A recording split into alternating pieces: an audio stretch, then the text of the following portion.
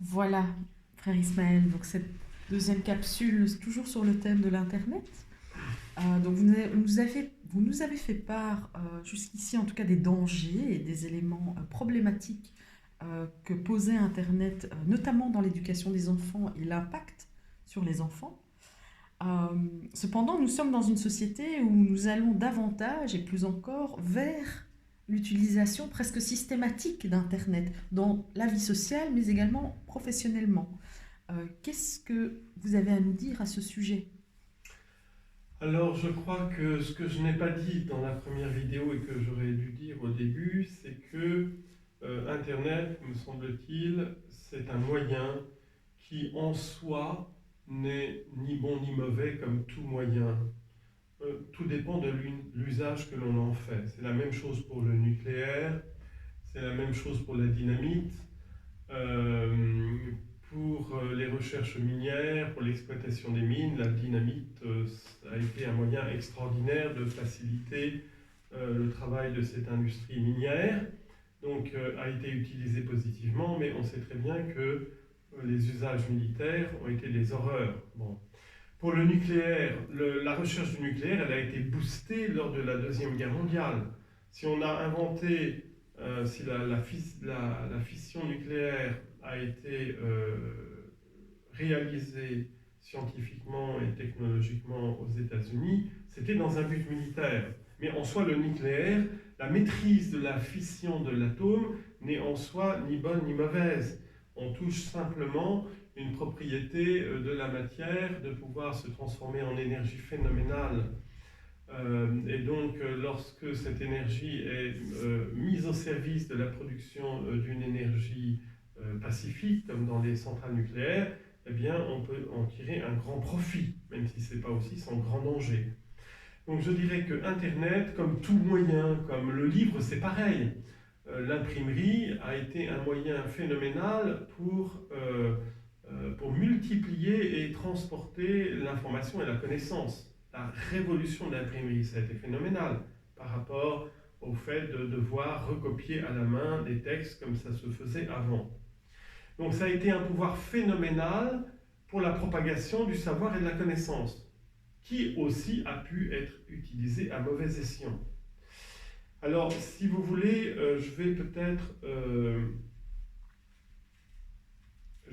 un peu revenir sur l'histoire d'Internet et puis ensuite vous donner un peu des clés de lecture dans la parole de Dieu, spécialement dans le livre de l'Apocalypse. Donc avant Internet, il y a d'abord la communication audiovisuelle qui a été très bien étudiée par le grand sociologue des médias qui s'appelle Marshall McLuhan. C'est un Canadien qui est d'une très grande érudition et culture littéraire. Je crois que c'était d'abord un professeur de littérature et qui a été un génie, un pionnier dans l'investigation sociologique des masses médias. Je pense notamment à la galaxie Gutenberg ou à son ouvrage sur les masses médias, donc que je recommande fortement. Ceci étant, Marshall McLuhan n'avait pas pensé qu'un jour on puisse disposer de ces ordinateurs et de ce moyen extraordinaire qui s'appelle la communication par Internet. Les origines, eh bien, c'est assez intéressant parce que j'ai fait mon service militaire il y a un certain temps déjà, c'était à la fin des années 80, au milieu des années 80, dans justement les transmissions militaires. Alors à l'époque, je vous resitue un peu le contexte, le président américain Donald Reagan avait décidé que les États-Unis devaient rattraper leur retard considérable en armes conventionnelles et nucléaires qu'ils avaient prises par rapport à l'URSS. Donc il a lancé les États-Unis dans ce projet de la guerre des étoiles, qui a d'ailleurs été un échec, et dans le développement de l'armement tous azimuts des États-Unis pour doubler l'URSS et la mettre KO si possible. Et les Américains voulaient moderniser leur système de transmission militaire, mais ils ne pouvaient pas tout faire par eux-mêmes, donc ils avaient demandé aux Britanniques et aux Français de se lancer dans la modernisation des transmissions militaires, sachant que c'est l'art de la guerre moderne surtout. Enfin, si Napoléon a gagné ses batailles, c'est à cause justement de sa rapidité, et ce qui a mis la France par terre, c'est la guerre éclair qui a été entreprise par Adolf Hitler en 1940. Donc, je me suis retrouvé dans ce 40e régiment d'un système qui s'appelait le RITA, Réseau Intégré de Transmission Automatique. Au final, les Américains ont acheté le système français qu'ils ont jugé plus performant que le système anglais. Alors, de quoi s'agissait-il? Donc, nous travaillions avec des ordinateurs, le dernier cri des ordinateurs, qui étaient blindés évidemment pour pouvoir supporter le temps de guerre. Et le double principe du RITA, c'était que les unités de transmission, les ordinateurs des unités de transmission étaient en maillage, en web. C'était déjà le web, la toile d'araignée. Tout était interrelationné et le système pouvait fonctionner même si tout était détruit. S'il restait 2 unités, elles étaient toujours en communication. Première chose. Deuxième chose, c'était pas seulement la toile d'araignée et le fait d'être tous interconnectés, c'était aussi la capacité de pouvoir immédiatement intégrer les systèmes de télécommunication fixes du pays dans lequel se trouvait envoyé ce régiment. Par exemple, si mon régiment avait été envoyé, je ne sais pas, en URSS ou en Corée du Nord, eh bien, il avait le pouvoir immédiatement de s'intégrer dans le système des télécommunications fixes du pays. Ce qui était révolutionnaire à l'époque. Je crois que c'est une des raisons qui a fait que l'URSS a compris que la guerre était impossible. Puisque de toute façon, grâce à ce système, les armées occidentales avaient un avantage dans la rapidité des télécommunications militaires. Je pense que c'est une des raisons. La deuxième chose, c'est que les Français ont aussi inventé le Minitel, qui était aussi, j'allais dire, une espèce de préhistoire du système d'Internet. Et finalement, quelques années plus tard, ce seront les Américains, pour les échanges entre les universités, qui vont mettre au point Internet. Maintenant, je bascule dans le point de vue théologique, parce que quand vous entrez sur Internet, vous savez que vous devez faire toujours www. Et ce sont bien sûr les initiales de World Wide Web, à savoir toile d'araignée d'extension mondiale. WWW en anglais. World Wide Web. Seulement, il se trouve que le W dans l'alphabet hébraïque, c'est la 6e lettre qui sert justement à désigner le chiffre 6. Vous savez qu'en hébreu, il n'y a pas de système numérique propre pour écrire les chiffres. Vous prenez les lettres de l'alphabet dans leur ordre. Donc, Aleph, c'est 1, Bet 2, Gimel 3, Aleph, Bet, Gimel, Dalet et Vav. Vav, le W, c'est la 6e lettre de l'alphabet hébraïque, la langue première de la révélation biblique. Donc, en langage hébraïque biblique, ça veut dire 6, 6, 6. Or, 6, 6, 6, dans le livre de l'Apocalypse, c'est le chiffre de la bête, qui est lié à l'Antichrist. Alors, je me situe tout de suite. L'Apocalypse, c'est le livre des fins dernières. Qu'est-ce qui va se passer à la fin des temps? Comment notre monde va-t-il finir? L'Apocalypse, les dernières épreuves de l'humanité avant le retour du Christ, la venue de l'Antichrist, le millénaire, le jugement dernier et la résurrection des morts. L'Apocalypse, c'est le dernier livre de la Bible, littéralement ça veut dire la révélation des secrets des fins dernières. Un langage éminemment symbolique qui n'est pas facile du tout à saisir. Je vais tout de suite en venir au chapitre clé, me semble-t-il, pour cette problématique. C'est le chapitre 12 du livre de l'Apocalypse. Comment comprendre tout ce que nous vivons aujourd'hui? Dans quelle lumière? Dans une lumière divine. Chapitre 12 du livre de l'Apocalypse. Et voici qu'un grand signe apparut dans le ciel. Kai en grec. Semeion mega ophthe ento urano. Gune peribem lemene tu heliou. Voici qu'un grand signe apparut dans le ciel, une femme enveloppée du soleil. 12 étoiles couronnent sa tête, la lune est sous ses pieds. Extraordinaire. Un deuxième signe apparut dans le ciel, un dragon rouge-feu, avec 7 têtes et 10 cornes. Et sur ses têtes, 7 diadèmes. Et sa queue traîne le tiers des étoiles du ciel, et il les jeta sur la terre. Et le dragon se tint devant la femme qui allait enfanter pour dévorer son enfant lorsqu'elle l'aurait enfanté.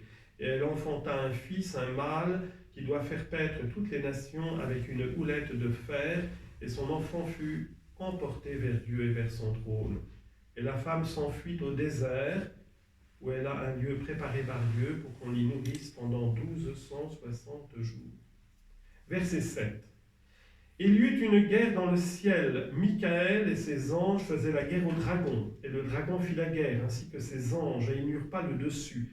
Et on ne trouva plus leur place dans le ciel. Et il fut jeté le dragon, le grand, le serpent, l'antique serpent, celui qu'on appelle diable et le Satan, celui qui égare, qui pervertit le monde entier. Il fut jeté sur la terre, et ses anges avec lui.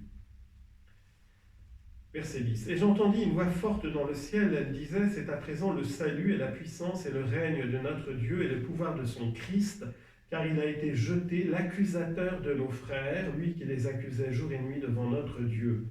Et eux l'ont vaincu à cause du sang de l'agneau et à cause de la parole de leur témoignage, et ils ont méprisé leur vie jusqu'à mourir.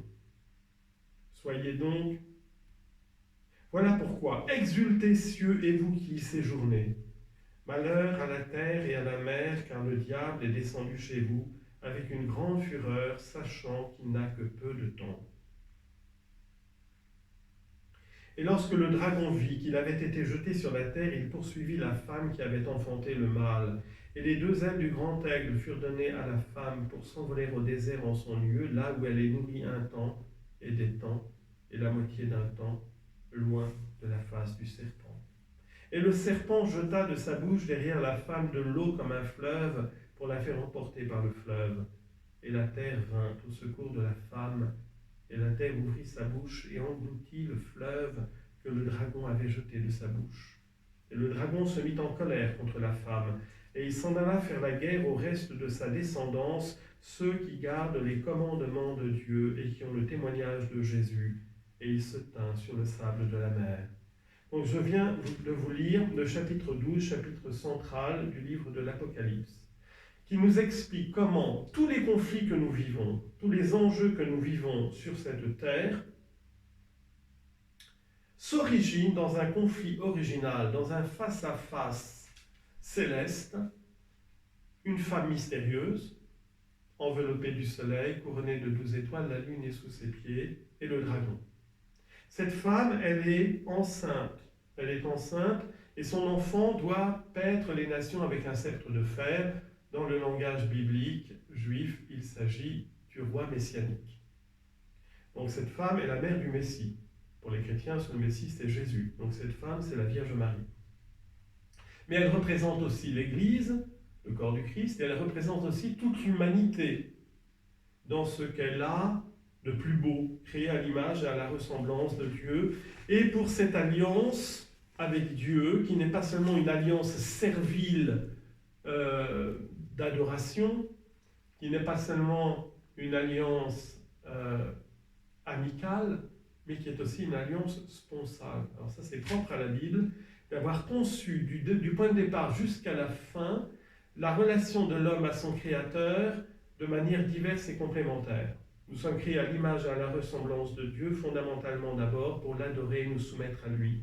pour proclamer ses louanges et entrer dans ses voies et lui obéir pour notre plus grand bonheur et notre seul bonheur. Il n'y a de bonheur en l'homme que l'alliance avec Dieu et la fidélité de l'alliance avec Dieu, alliance fondamentale de l'adoration que la religion musulmane nous proclame d'une manière tout à fait spéciale.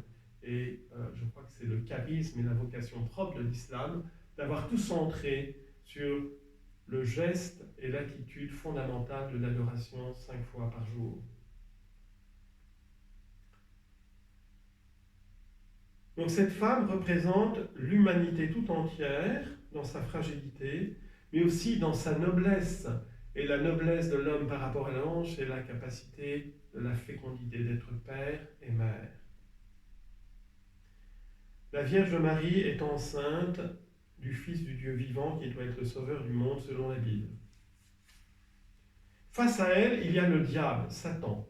Si la Vierge Marie, c'est le modèle de la foi, de l'obéissance à Dieu, de l'humilité, de la soumission à Dieu, de l'abandon à Dieu, l'antithèse de la Vierge Marie, c'est le démon, c'est Lucifer, c'est l'orgueil angélique.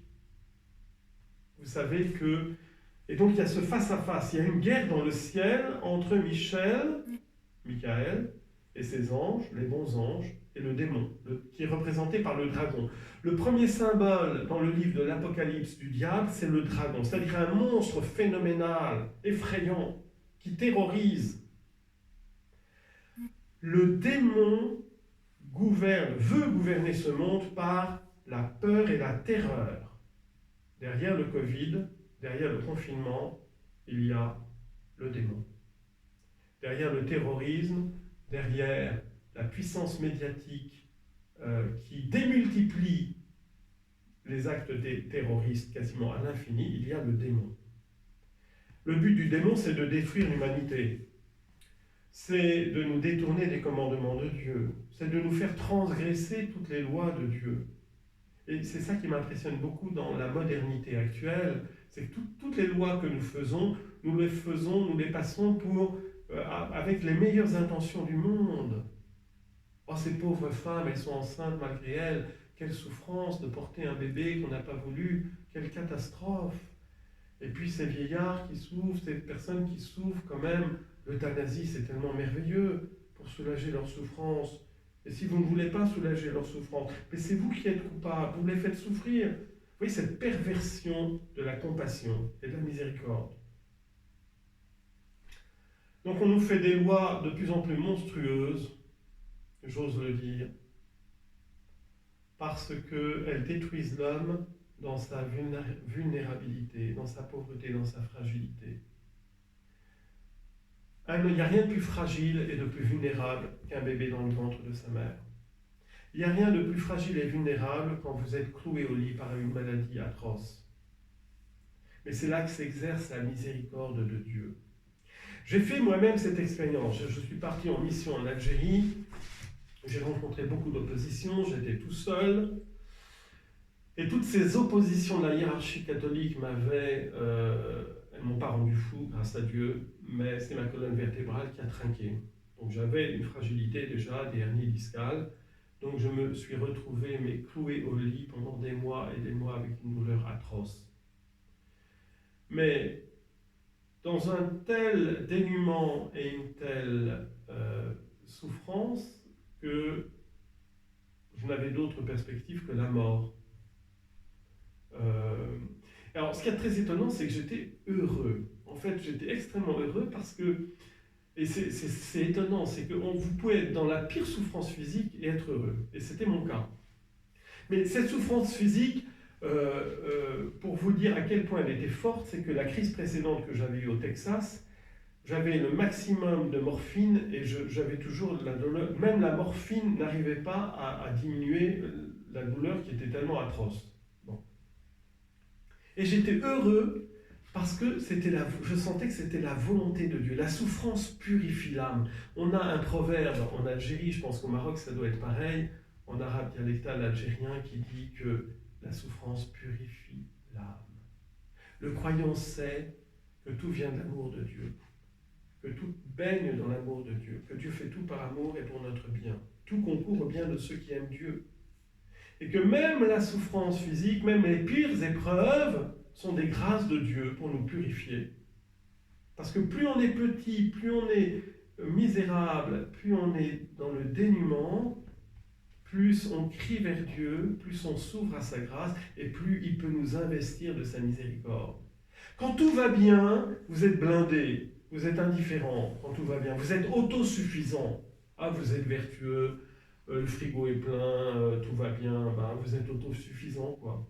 Vous n'avez pas besoin de Dieu. C'est pour ça que les gens deviennent athées ou agnostiques dans une société matérialiste de consommation. On a tout, parce qu'on n'a plus besoin de Dieu. Quand vous êtes affamé, quand vous êtes sous les bombes, ben, vous criez vers Dieu, et Dieu se fait sentir sa présence, et il vous sauve. Donc j'étais dans cet état, et où est-ce que j'en étais? Pourquoi est-ce que je parlais de ça? C'était pour dire justement que notre vie, notre destinée humaine, elle commence par la fragilité et l'épreuve. On ne se rend pas compte, un bébé qui naît, il se met à hurler. C'est prodigieux le cri d'un bébé, la puissance du cri d'un bébé. Surtout quand il sort du ventre de sa mère. Mais parce qu'on ne se rend pas compte de ce que ça représente comme choc pour un bébé. Il baigne dans l'huile, enfin, il baigne dans... c'est le cas de le dire. Bon. Il est dans le liquide amniotique comme un poisson dans l'eau. Il est comme un poisson dans l'eau, c'est presque en apesanteur, c'est extraordinaire. Il a tout direct, il a tout. La chaleur, l'affection, l'amour, la nourriture, tout. Puis brusquement, il se trouve éjecté de ce paradis, d'accord?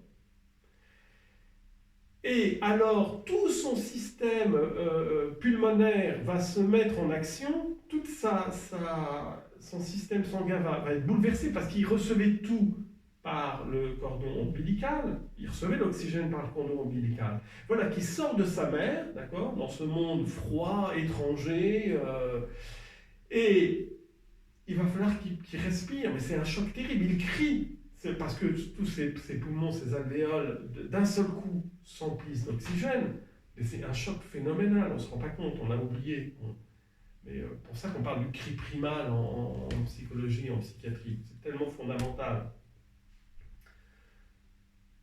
Alors évidemment, pourriez-vous dire, on aurait pu éviter le traumatisme à ce bébé. Si vous l'avortez avant, vous vouliez éviter le traumatisme de la naissance. D'accord? Bon, c'est affreux, quoi.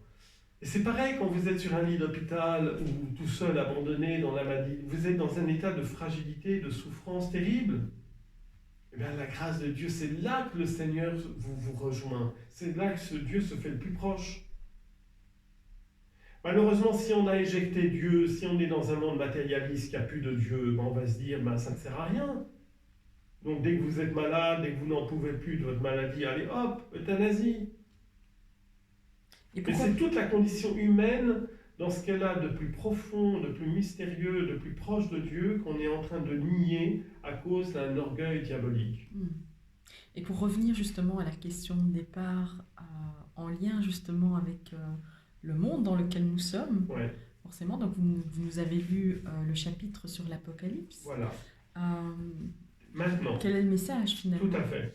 Donc ça, c'était la clé. Donc l'affrontement entre la fécondité, la femme. La femme, prophétiquement, elle représente l'amour, l'affection, la vie spirituelle. C'est ça le symbole de la femme. L'homme, c'est la guerre, c'est la conquête, c'est le travail extérieur. Mais la femme, elle symbolise l'amour, l'alliance sponsale, la maternité, la fécondité, l'intériorité, la vie spirituelle. C'est de ça que la femme est le symbole, pour l'homme. Et le démon veut la destruction de ça. D'accord ? Maintenant, parce qu'on est en train de parler d'Internet, si j'avance un peu plus loin au chapitre 13 de l'Apocalypse, c'est extraordinaire. Donc le démon veut se faire adorer à la place de Dieu. Je vous lis à partir du verset 11. « Et je vis une autre bête monter de la terre, et elle avait 2 cornes semblables à celles d'un agneau, et elle parlait comme un dragon. » Voyez cette ambivalence. L'agneau, c'est évangélique, c'est la douceur, c'est la bonté. D'accord ? 2 cornes semblables à un agneau, mais elle parlait comme un dragon. D'accord ? comme je vous le disais, sous les meilleurs prétextes. Ah, la compassion pour cette femme, elle est enceinte, elle ne l'a pas voulu, c'est pas le moment pour elle, elle doit partir en vacances. Parce qu'on avorte pour ça des centaines de milliers de bébés en Occident. Ah mince, je découvre que je suis enceinte avant de partir en vacances. Oh non, je ne veux pas gâcher mes vacances quand même. Allez, hop, le bébé à la poubelle. Mais c'est affreux. Et cette pauvre femme, elle croit qu'elle va, elles vont être hantées jusqu'à la fin de leur jour par ce meurtre. Il faut avoir rencontré des vieilles femmes qui, quand elles vous parlent pour la première fois de cet avortement qu'elles ont connu il y a 40 ou 50 ans, et qu'elles ont porté comme un ver qui les a rongées durant toute leur vie, quoi. Je me souviens, je peux faire un autre exemple. J'ai rencontré comme ça une femme intelligente, belle, qui avait tout pour réussir et qui a très bien réussi dans sa vie, qui est rentrée aussi dans la franc-maçonnerie, une femme de pouvoir, de séduction. Elle a connu son premier avortement à l'âge de 15 ans, son père l'avait emmenée en Angleterre se faire avorter. Elle a fait avortement sur avortement. Et elle m'a dit, parce que sa mère l'invite à Lourdes. Ah, pour faire plaisir à sa mère, elle accompagne sa mère à Lourdes, devant la grotte de Lourdes, devant la Vierge Marie. Elle est là. Il y a une femme qui pose sa main sur son épaule et qui lui dit « Est-ce que je peux prier pour vous ?» Oh, si vous voulez, vous pouvez prier pour moi. Donc cette autre femme, mystérieusement envoyée par Dieu, prie pour elle. Elle se convertit. Elle me dit, quand j'ai ouvert la Bible, quand j'ai vu que les prophètes dénoncent les cultes démoniaques de Baal, Hamon et de Moloch, c'est-à-dire le sacrifice rituel des bébés dans les rituels en Palestine, il y a 2000 ans, il y a 2000 ans avant Jésus-Christ, 1000 ans avant Jésus-Christ. Elle dit, j'ai pris conscience que l'avortement aujourd'hui, c'était le culte de Baal et de Moloch. C'était la même chose. La différence que j'ajouterais comme théologien, c'est que autrefois ça avait un sens religieux. Aujourd'hui, c'est purement pour un égoïsme matérialiste, donc c'est pire, d'une certaine manière. Bon. Mais aux yeux de Dieu, c'est aussi monstrueux. Parce que c'est Dieu qui est l'auteur de la vie. On reçoit la vie de Dieu, on l'accueille comme un don. Et il n'y a rien de plus précieux que la transmission de la vie. Il n'y a rien de plus sacré que la transmission de la vie. Mais pour cela, il faut avoir une conscience spirituelle. Évidemment. Ce qui n'est pas forcément quelque chose de très répandu, je dirais. Donc, à vrai dire, comment amener des personnes qui n'ont pas cette conscience spirituelle à prendre conscience, justement, de leur acte. Et quand vous dites ça, vous me faites penser au docteur Nathanson. Et je vais terminer là-dessus pour ensuite finir mon chapitre d'Apocalypse. Donc le docteur Nathanson, c'est un médecin gynécologue juif américain qui a été le pionnier de l'avortement aux États-Unis. Donc il a organisé le lobby pour changer les lois, parce que toutes les lois étaient anti-avortement en Occident, toutes, à cause du christianisme. C'était dans les valeurs chrétiennes. Donc on considérait partout l'avortement comme un meurtre. Lui a organisé le lobby pour changer les lois. Et comment on a changé les lois? C'est les pauvres femmes qui avortent d'une manière artisanale, c'est affreux, elles souffrent, il faut absolument... Bon, on a joué la corde de la compassion pour ces femmes. Bon. Et pour ça, ils ont manipulé tous les chiffres pour faire passer le truc. D'accord? Lui-même dirigeait la plus grande, donc c'était un médecin juif athée, il dirigeait la plus grande clinique d'avortement à New York. Il a fait des milliers d'avortements. Il était athée, juif athée, il fait des milliers d'avortements. Il a eu la grâce de Dieu. Un jour, il a été dégoûté de ce qu'il faisait et il a pris conscience que c'était un meurtre. Il est devenu le combattant numéro 1 contre l'avortement. C'est lui qui a fait le cri silencieux, d'accord ? Pour montrer qu'est-ce que c'est que la réalité de l'avortement. C'est un film qui a été interdit beaucoup parce qu'on le trouvait trop violent, mais il ne fait que filmer la réalité. Parce qu'il est allé filmer comment le bébé essaye de se sauver quand on veut l'avorter, quoi. C'est bon. Et après ça, il s'est converti à Dieu, il est devenu catholique. Mais il est possible de vivre une conversion humaniste. La vie est quelque chose de merveilleux. Il n'y a rien de plus beau que la transmission de la vie. Bon.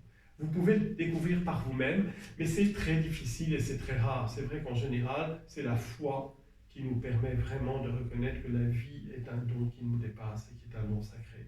Et la foi est une grâce de Dieu. Bien sûr, mais tout est une grâce de Dieu, ça c'est sauf le péché, bien sûr. Ouais. Alors, chapitre 13, donc, et tout le pouvoir de la première bête, elle l'exerce devant elle, et elle fait que la terre et ceux qui y habitent adorent la première bête dont la plaie mortelle a été guérie. Ça, c'est la stratégie démoniaque, d'accord, de vouloir se faire adorer à la place de Dieu. Et elle fait de grands signes jusqu'à faire descendre le feu du ciel sur la terre devant les hommes. Capacité de faire des prodiges extraordinaires. Et elle égare ceux qui habitent sur la terre à cause des signes qu'il lui a été donné de faire devant la bête, disant à ceux qui habitent sur la terre de faire une image pour la bête, celle qui a la plaie du glaive et qui a repris vie. Et il lui fut donné de donner un esprit à l'image de la bête pour que l'image de la bête parle et fasse en sorte que tous ceux qui ne se prosterneraient pas devant l'image de la bête soient tués. Et elle fait que tous, les petits et les grands, les riches et les pauvres, et les hommes libres et les esclaves, on leur mette une marque sur leur main droite ou sur leur front, pour que personne ne puisse acheter ou vendre, sinon celui qui a la marque, le nom de la bête ou le chiffre de son nom. Ici est la sagesse, Sophia. Que celui qui a de l'intelligence calcule le chiffre de la bête, car c'est un chiffre d'homme, et son chiffre est 6, 6, 6. Quand vous me disiez tout à l'heure qu'aujourd'hui, on ne pourra plus rien faire sans Internet. Tout le commerce, c'est ce qui vous est dit ici. Plus personne ne pourra acheter s'il n'a pas le signe de la bête. Et le signe de la bête, c'est quoi? 666. W.